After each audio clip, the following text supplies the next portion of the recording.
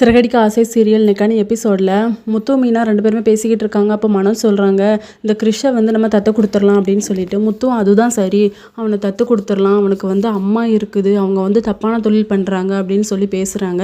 யாரை பற்றியும் தெரியாமல் இப்படி பேசக்கூடாது அப்படின்னு சொல்லி மீனா சொல்லும்போது, உனக்கு அதெல்லாம் பற்றி தெரியாது, எனக்கு ஒருந்தவங்க தெரிஞ்சவங்க சொன்னாங்க, நான் விசாரித்து பார்த்தேன் அப்படின்னு சொல்லிட்டு. அப்போ ரோஹிணி சொல்கிறாங்க, தெரியாமல் பேசாதீங்க முத்து அப்படின்னு சொல்லிட்டு. இல்லை, அவங்க அம்மா தப்பான தொழில் தான் பண்ணுறாங்க, அவங்க உயிரோட தான் இருக்காங்க அப்படின்னு சொல்லிட்டு. உடனே விஜயாவுக்கு கோவம் வந்துடுது.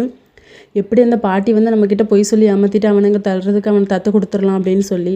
அதுக்கப்புறம் அந்த லேடியை பற்றி தப்பாக பேசிக்கிட்டே இருக்காங்க. முத்து தப்பான தொழில் தான் பண்ணுறா அப்படின்னு சொல்லி. ரோஹிணி உனக்கு எப்படி தெரியும், நீ சொல்கிற தப்பு அப்படின்னு சொல்லி சண்டைக்கு நிற்கிறாங்க.